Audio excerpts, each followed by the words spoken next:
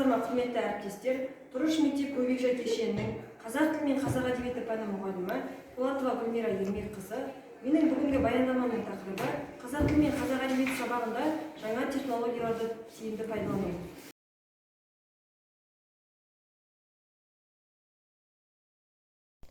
Баяндаманың мақсаты өмірге жан-жақты дайындалған, білімді, еңбек сүйгіш, ынталы, шығармашылыққа бейім, рухани интеллектуалдық тұрғысынан бай ұрпақ тәрбиелеу, білім беру. Елбасымыз Нұрсұлтан Әбішұлы Назарбаев өз сөзінде оқу үдерісінде ақпараттық коммуникациялық технологияларды қолдану, білім беру саласын жақсартуда қолданыс аясын кеңейту керек. Компьютерлік техниканы, интернет желісін, электрондық және коммуникациялық құралдарды, мультимедиялық электрондық оқулықтарды оқу үрдісінде тиімді пайдалану арқылы білім сапасын көтеру керек деген болатын.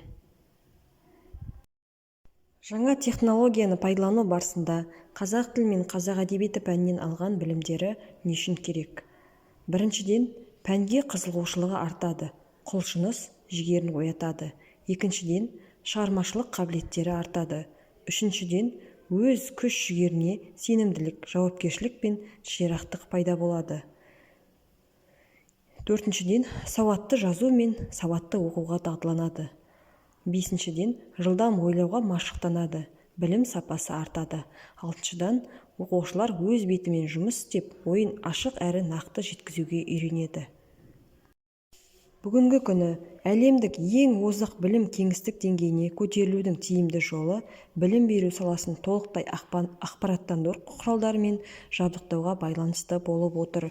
Қазақстан Республикасы білім туралы заңының 6 бабында білім беру жүйесінің басты міндеттерінің бірі оқытудың жаңа технологияларын енгізу, білім беруді ақпараттандыру, халықаралық коммуникациялық желілерге шығу деп атап көрсеткен. Оқушының білімін толық жетілдіріп, болашақтың ойы ұшқыр азаматтарын тәрбиелеп жеткіземіз десек, олардың санасына жаңа технологиялық ақпарат құралдарына негізделген білімді сіңіруіміз қажет. Мектептегі білім беруді ақпараттандыру бұл заман талабы, ғасыр ағымы. Ұрпағымыздың кемеңгерлікке ұласқан ақыл-ойының, парасат пайымының және жаңа арнада өріс алған мәдениетінің асқар шыңы болып табылады.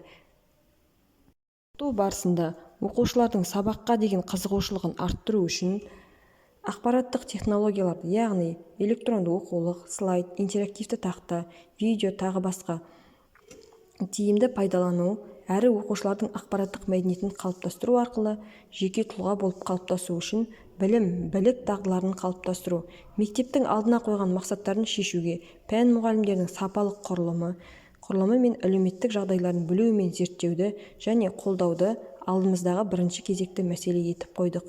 Қазіргі кездегі білім берудегі мақсат жан-жақты, білімді, өмір сүруге бейім, өзіндік ой талғамы бар, қабілетті жеке тұлғаны қалыптастыру, оқушылардың дүниетанымын кеңейту, істеген ісіне тұжырым жасап, қорытындылауға келу, ойлау саналарын жетілдіріп, өз алған білімдерін іс жүзімен ұштастыра алуға жол ашу.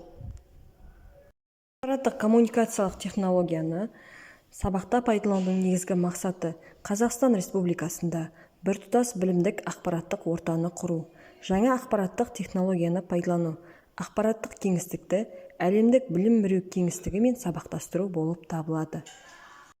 Шәкірттің жеке тұлға ретінде дамуына ұстаздың өткізген әрбір сабағы шешуші рөл атқарады.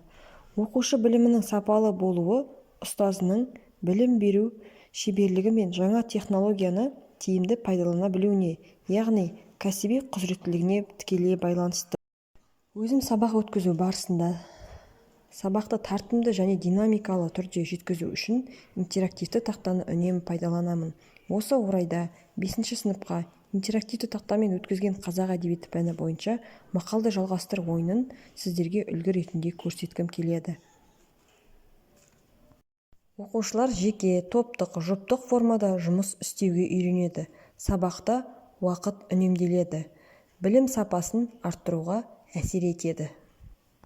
Ақпараттық коммуникациялық технологияның оқушыға берер мүмкіндіктері.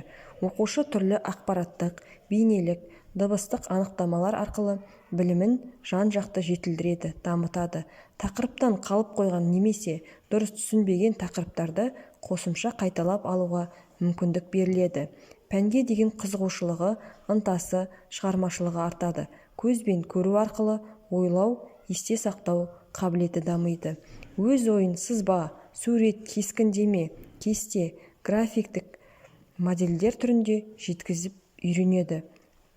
Түрлі деңгейдегі тест тапсырмаларын орындап, өзінің алған білімін тексереді, өз біліміне талдау жасайды және баға береді. Қашықтықтан немесе онлайн режимде байқауларға, интернет олимпиадаларына қатысып, білім, білік, дағдыларын жетілдіретін болады. Әр оқушы өздігінен жұмыс істеуге дағдыланады, ақпараттық сауаттылығы артады. Интерактивті оқыту әдісі оқушының оқу үрдісін ұйымдастыруға толық қатысатын белсенді тұлға болып қалыптасуына мүмкіндік ашатын тиімді оқыту әдісі. Интерактивтік тақта арқылы дидактикалық материалдармен қоса неше түрлі дыбыстарды оқушыларға естіртуге болады. Мысалы, құстардың үнін, судың дыбысын, тағы басқа дыбыстарды естіртуге мүмкіндік бар. Сонымен қатар айта кетерлік, мұғалім ғана емес, оқушы да тақтаны қолдана алады. Мұғалімнің іс-әрекетіндегі қалыптастырушы бағалау үдерісі келесі кезеңдерді жүзеге асыруды талап етеді. Біріншіден, құрал-сайман, кем дегенде бір компьютер, оқытушының идеалды түрде автоматтандырылған жұмыс орны, бірнеше оқушы жұмыс орны, видеопроектор және интерактивті тақта болуы тиіс. Екіншіден, компьютерде жұмыс істеу дағдысы бар мұғалім мультимедиялық проектор ережелерімен және интерактивті тақтамен таныс болуы қажет. Үшіншіден, білім беру өнімдері бар цифрлық компакт дискілер болуы қажет. Мен өз сабағымда оқулықпен жұмыс жасаумен қатар қосымша білім беру платформаларында пайдаланамын. Бұл платформалар сабақты, қызықты, нақты, көңілді өткізуге септігін тигізеді.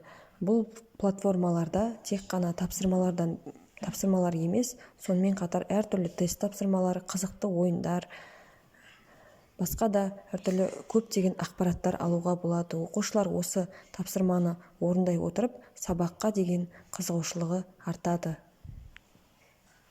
Өз баяндамамды қорыта келе, сабақта жаңа технологияны тиімді пайдалану заман талабы. Күнделікті сабақты таңқаларлықтай өткізу, бұрын-соңды болмаған ойын түрлерін қолдану, сөз жұмбақ, ребустар пайдалану, қазақ тілін жіті түсіндіріп, қазақ әдебиетінің мол мұрасымен сусындату, берілген тапсырманы өмірмен ұштастыру, әрбір оқушының шығармашылық жұмыс істеуіне жағдай жасау болып табылады.